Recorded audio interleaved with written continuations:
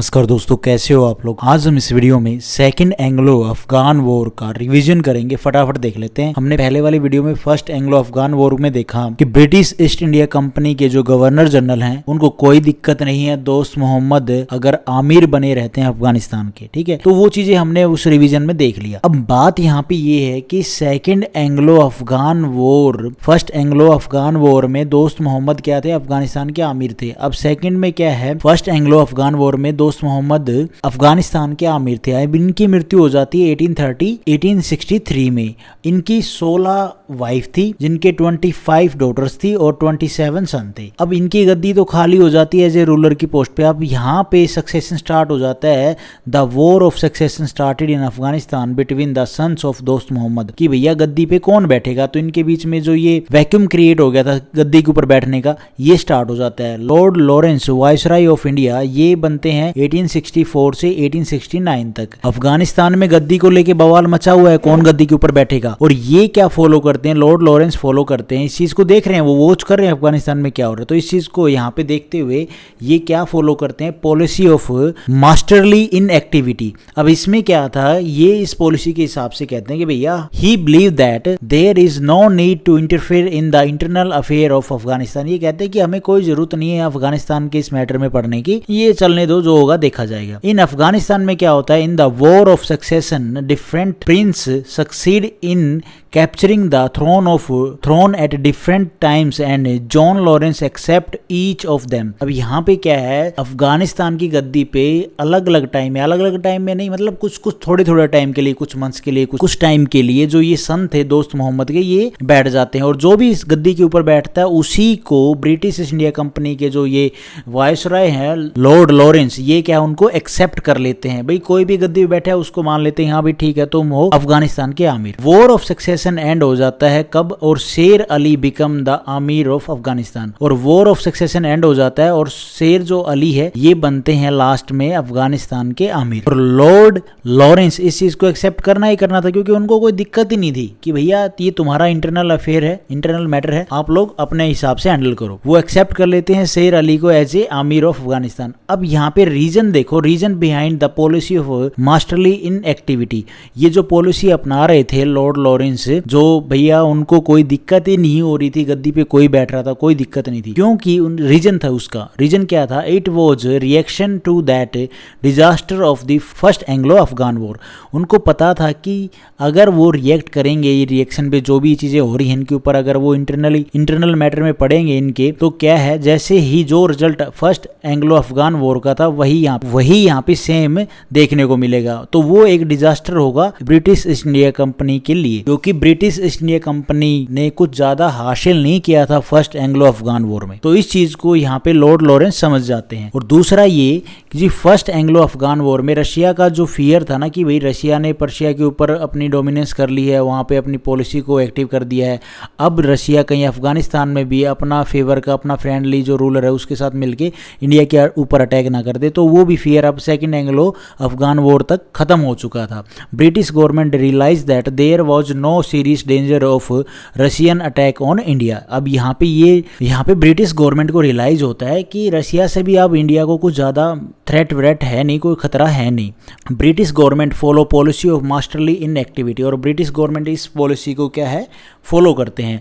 1864 में policy follow की जाती है, एंड होता है 1876 में। This policy also followed by, ये पॉलिसी लॉर्ड लॉरेंस ने तो फॉलो की ही की, इसके बाद लॉर्ड मायो ने भी और लॉर्ड नॉर्थ ब्रोक ने भी इस पॉलिसी को फॉलो किया। गाइज एक चीज मैं आपको बता दूं, हम रिवीजन कर रहे हैं, अगर कुछ चीजें छूट भी जाती हैं तो आप ये ना सोचें कि रिवीजन में ये नहीं हुई। रिवीजन का मतलब ये होता है कि फटाफट हम एक जो टॉपिक है उसको कवर कर लें। हमने यहाँ तक देख लिया कि कोई भी दिक्कत नहीं है ब्रिटिश इंडिया कंपनी और अफगानिस्तान में जो आमिर बैठे हैं उनमें। अब 1878 में क्या होता है, रशिया स्टार्ट कर देता है, रशिया बोले तो उस टाइम पे यूएसएसआर स्टार्ट कर देता है डिप्लोमेटिक रिलेशन स्टेब्लिश करने के लिए अफगानिस्तान के जो रूलर हैं उनके साथ में। तो स्टार्टिंग कहाँ से होती है, रशिया के द्वारा। रहा है एट फर्स्ट, बट शेर अली कहते हैं कि I don't want to establish any diplomatic relation with British और रशियन। शेर अली कहते हैं कि भैया हमें कोई भी जो डिप्लोमेटिक रिलेशन है वो दोनों के साथ में, ब्रिटेन के साथ में भी और रशिया के साथ में स्टैब्लिश ही नहीं करने हैं। बट रशियन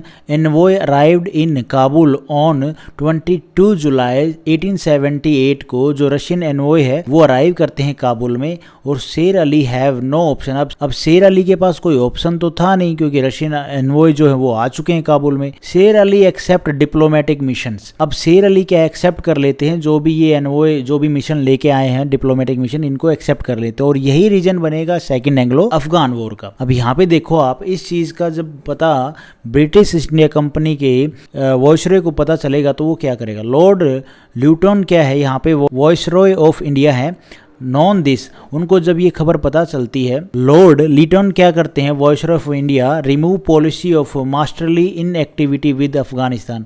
जो ये पॉलिसी लॉर्ड लॉरेंस ने एक्टिवेट की थी, इस पॉलिसी को क्या है वो रिमूव कर देते हैं। लॉर्ड लीटन क्या कहते हैं, सेंड ए मैसेज टू शेर अली। वो कहते हैं कि भैया एक मैसेज भिजवाओ शेर अली को, एक्सेप्ट अवर डिप्लोमेटिक मिशन एज वेल, कि हमारे भी जो डिप्लोमेटिक मिशन है ना उनको भी वो एक्सेप्ट करें।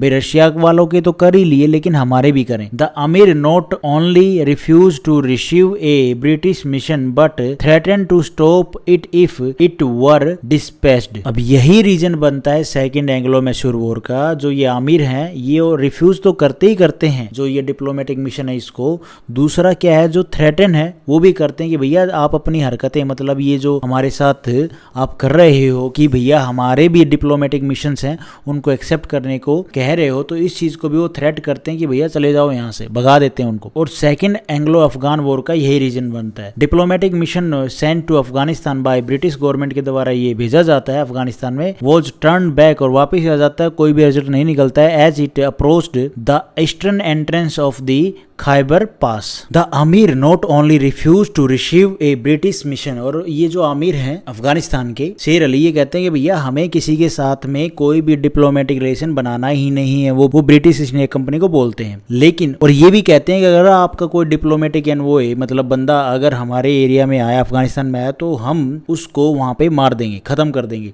Threaten to stop it if it were dispatch. और यही रीजन बनता है actually second Anglo Afghan war का। डिप्लोमेटिक मिशन सेंड टू, फिर भी इस थ्रेट के बावजूद भी जो शेर अली ने ब्रिटिश इंडिया कंपनी को दिया, इसके बाद भी डिप्लोमेटिक मिशन को सेंड किया जाता है अफगानिस्तान में बाय ब्रिटिश गवर्नमेंट के द्वारा, and was turn back as it approach to the eastern entrance of Khyber Pass के पास में शेर अली के द्वारा इसको यहाँ पे रोक दिया जाता है और वापस भेज दिया जाता है। This event triggered the second Anglo Afghan war. तो यही चीज कौन सी चीज, जो डिप्लोमेटिक पर्सन गए थे अफगानिस्तान में ब्रिटिश इंडिया कंपनी की तरफ से, उसको खैबर पास में ही रोक दिया जाता है शेर अली के द्वारा, और उसको थ्रेटन भी किया जाता है। और उसके बाद जब ब्रिटिश इंडिया कंपनी को ये बात पता चलती तो वो कहते हैं भैया अब पानी सर से ऊपर जा चुका है, अब तो इनके ऊपर अटैक करना ही पड़ेगा।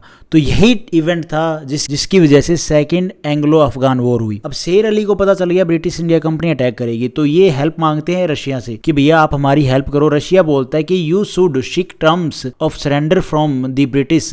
ये कहते हैं कि भैया हम आपकी हेल्प नहीं कर सकते, आप के लिए यही सुझाव कि आप ब्रिटिश ईस्ट इंडिया कंपनी के सामने सरेंडर कर दें और उनकी जो भी डिमांड है उनको एक्सेप्ट कर लें। शेर अली रिटर्न, वो वापस आते हैं रशिया से to Afghanistan and died on 21 Feb 1879 को। कुछ ही समय के बाद उनकी मृत्यु हो जाती है और इस चीज के बाद जो गद्दी है वो खाली हो जाती है, किसकी, आमिर की, अफगानिस्तान के रूलर की। By May 1879 much of Afghanistan was already occupied by British forces. और मई 1879 तक, मतलब फरवरी में उसकी मौत हुई, मई तक जो काफी सारा अफगानिस्तान का जो एरिया था वो ऑक्यूपाई कर लिया था ब्रिटिश फोर्सेज ने। ब्रिटिश की साइड से कौन, लॉर्ड लिटन एंड कॉल शेर अली सन याकूब खान। लॉर्ड लिटन शेर अली के जो बेटे थे याकूब खान, उनको बोलते हैं कि आप, लॉर्ड लिटन बोलते हैं शेर अली को कि आपके पिताजी ने तो हमारी कोई भी बातें नहीं मानी, आप हमारी बात मान के आराम से रूल कर सकते हो, अफगानिस्तान के ऊपर वहां के रूलर बन सकते हो। सैड यू विल बिकम अमीर ऑफ अफगानिस्तान, मतलब रूलर बन सकते हो अफगानिस्तान के। तो ये याकूब खान बोलते हैं ठीक है सर, आप बताइए हमें क्या करना पड़ेगा।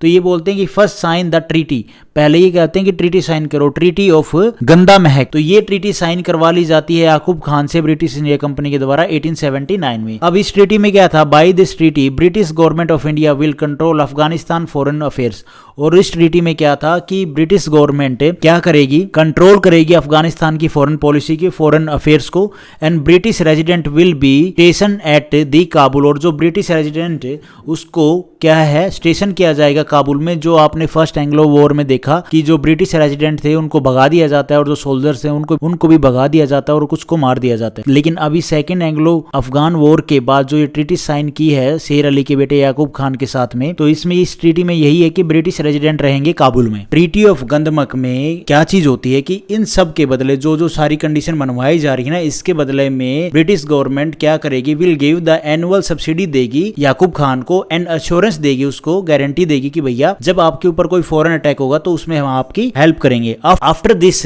British resident and some staff live in Kabul, और इसके बाद क्या है ब्रिटिश रेजिडेंट और कुछ स्टाफ काबुल में रहने लगे with the return of British forces from Kabul, और इसके बाद क्या है जो बाकी फोर्सेस थी ब्रिटिश फोर्सेस वो वापस लौट जाती इंडिया में। Same happen when first Anglo Afghan war, वही चीज दोबारा से यहाँ पे होती है जो फर्स्ट एंग्लो अफगान वॉर में होती है, जो ट्राइबल ग्रुप्स हो हैं वो अटैक कर देते हैं किसके ऊपर, जो ब्रिटिश रेजिडेंट और स्टाफ के ऊपर।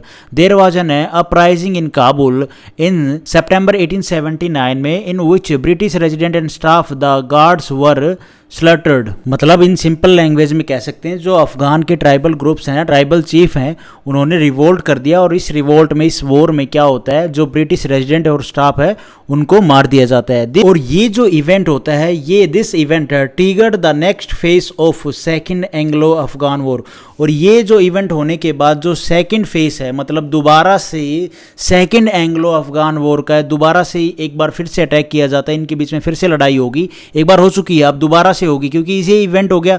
तो ब्रिटिश ईस्ट इंडिया कंपनी को जब इस बात का पता चला तो फिर से ब्रिटिश इंडिया कंपनी अपनी फोर्सेस लेके आती है और इनके ऊपर अटैक करने के लिए। British government recaptured Kabul with couple of days, और ब्रिटिश गवर्नमेंट क्या करती है अपनी फोर्सेस लेके आती है तो कुछ ही दिनों में रिकैप्चर कर लेती है काबुल को। मतलब क्या है, सबक तो सिखाना था ना जो ये ट्राइबल चीफ है इनको और जो रूलर हैं, क्योंकि death of British resident and staff were killed with the help of Yakub Khan. जो भी ये स्टाफ की डेथ हुई, ब्रिटिश रेजिडेंट की जो डेथ हुई, ये किसकी हेल्प से की गई, याकूब खान की हेल्प से ही की गई, ट्राइबल चीफ्स और ट्राइबल ग्रुप्स के द्वारा। ब्रिटिश गवर्नमेंट रिप्लेस याकूब खान, और ब्रिटिश गवर्नमेंट जब काबुल को कैप्चर कर लेती है और तो रिप्लेस करती है याकूब खान को ऑन पोस्ट और सीट उसकी सीट से of Aamir with the Abdur Rahman जो नेफ्यू थे शेर अली के। मतलब क्या है, याकूब खान तो बेटा था लेकिन जो ये अब्दुर रहमान था ये क्या था, नेफ्यू था शेर अली का। अब अब्दुर रहमान कहता है भैया मैं आप लोगों की सारी जो भी कंडीशन जो शेर अली ने नहीं मानी ये सारी कंडीशन मानता हूं जो ट्रीटी ऑफ गंडमक में थी। जो भी कंडीशन ट्रीटी ऑफ गंडमक में बताई गई थी वो अब्दुर रहमान कहता है मैं आपकी ये सारी कंडीशन एक्सेप्ट करता हूं। British decide to keep Afghanistan as a buffer state between British East India Company और Russia. This mark the end of second Afghan war. British East India Company decide करती है कि अफगानिस्तान को एज ए बफर स्टेट के रूप में ही रहने देते हैं ब्रिटिश इंडिया और रशिया के बीच में। And this marked the end of second Anglo Afghan war. और यही चीज जब ये अब्दुल रहमान बैठ जाता है ना तो ये सारी कंडीशन मान लेता है ट्रीटी ऑफ गंडमक की, तो इसमें यही डिसाइड होता है ब्रिटिश गवर्नमेंट क्या कहती है कि हम अफगानिस्तान को एज ए बफर स्टेट के रूप में ही रखेंगे between British India and Russia के बीच में। और इसी के साथ में सेकेंड एंग्लो अफगान वॉर का एंड होता है। हेयर सम प्रॉब्लम, यहाँ पे भी कुछ प्रॉब्लम थी। क्या प्रॉब्लम थी, British India and Afghanistan didn't have a clear border, क्योंकि ब्रिटिश ईस्ट इंडिया कंपनी मतलब ब्रिटिश इंडिया का और अफगानिस्तान का कोई क्लियर बॉर्डर नहीं था। On Afghanistan border British government in India was facing some troubles from Baloch Pathan tribes who were mostly independent claim a nominal suzerainty over them. Here some problem, अब problem क्या थी, ब्रिटिश ईस्ट इंडिया कंपनी का काफ़ी मतलब पाकिस्तान तक सारा कंट्रोल किसका था, ब्रिटिश इंडिया कंपनी का, ऑलमोस्ट सारे इंडिया के ऊपर कंट्रोल था। और अफगानिस्तान और इंडिया के बीच में कोई भी एक क्लियर बॉर्डर लाइन नहीं थी। अब इसी की वजह से काफी इश्यू, काफी प्रॉब्लम क्रिएट हो रखी थी, काफी सीरियस मैटर चल रहा था, क्योंकि ऑन अफगानिस्तान बॉर्डर के ऊपर जो British government of India was facing some trouble from Baloch और पठान ट्राइब्स, ये ट्राइब्स की वजह से काफी प्रॉब्लम फेस करनी पड़ रही थी ब्रिटिश इंडिया कंपनी को, क्योंकि ये जो ट्राइब्स थी ये इंडिपेंडेंट काम कर रही थी, ये किसी के अंडर में, ना ही तो अफगानिस्तान के अंडर में काम कर रही थी, ना ही ब्रिटिश इंडिया कंपनी की किसी रूलर ब्रिटिश इंडिया कंपनी के अंडर में, या कोई भी ऐसा राजा जिसके अंडर में ये इंडिपेंडेंट थी। और ईयर 1893 में इस प्रॉब्लम को सोल्व करने के लिए, to end this border issue, एक कॉम्प्रोमाइज मतलब एक एग्रीमेंट किया गया, was finally reach by drawing a boundary line between Afghanistan और ब्रिटिश टेरिटरी के बीच में एक लाइन ड्रॉ करने का, एक ये बाउंड्री लाइन ड्रॉ करने का जो ये फाइनल स्टेज है ये पहुंचती है। This agreement was called Durand agreement. और जो ये एग्रीमेंट हुआ बाउंड्री लाइन को लेके ब्रिटिश टेरिटरी और अफगानिस्तान के बीच में, इस एग्रीमेंट को क्या बोला गया? Durand agreement. A boundary line between Afghanistan and India is called Durand line, इसको बोला गया। तो आज के टाइम में हम क्वेश्चन देखते हैं ना कि डुरेंट लाइन किसके बीच में है? अफगानिस्तान और पाकिस्तान के बीच में, लेकिन पहले पाकिस्तान भी इंडिया का पार्ट था, तो पहले वो इंडिया और अफगानिस्तान के बीच में थी। But the tribal issue continue despite the Durand agreement between आमिर of Afghanistan and British government of India. मतलब क्या है, 1899 तक ये जो बलूच और पठान ट्राइब्स थी ना, ये एक्सेप्ट ही नहीं कर रही थी इस बाउंड्री लाइन को। And this time Lord Curzon was viceroy, और इस टाइम पे लॉर्ड कर्जन क्या थे? वाइसरॉय थे।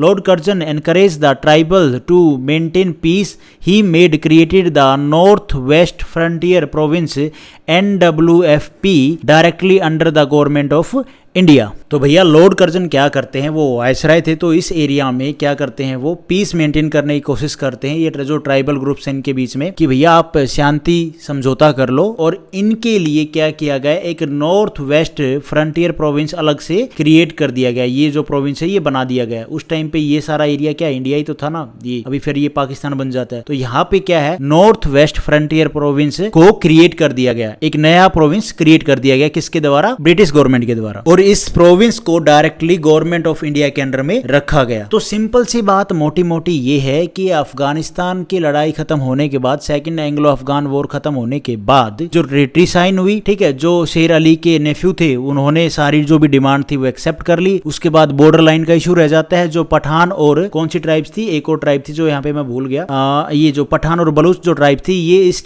बाउंड्री लाइन को, इस बाउंड्री एग्रीमेंट को, जो डुरेंट एग्रीमेंट हुआ, इसको एक्सेप्ट नहीं करती है। लेकिन जब लॉर्ड कर्जन आते हैं वो यहाँ पे पीस स्थापित करते हैं, इनके बीच में पीस क्रिएट करने की कहते हैं कि भैया आप शांति समझौता कर लो, और इनके साथ में शांति समझौता करके एक नया प्रोविंस बना दिया जाता है इनके द्वारा, नॉर्थ वेस्ट फ्रंटियर प्रोविंस। और ये किसके अंडर में रहेगा? Directly under the government of India. और इसी के साथ सेकंड एंग्लो अफगान वॉर का एंड होता है। होप आपको इस रिवीजन से एक बेसिक सा तो आइडिया मिला ही होगा। अगर आपको मेरी वीडियो सही नहीं लगी तो बुक्स तवा के मेरे नोट्स हैं, ठीक है, बुक्स तवा, वहां से भी आप ये वीडियो देख सकते हो, वहां पे आपको और भी अच्छे से क्लियर ये समझ में आएगा। Thank you for watching this video. Video आपको ठीक लगी तो लाइक करना, चैनल पे नए हो तो गाइस सब्सक्राइब करना।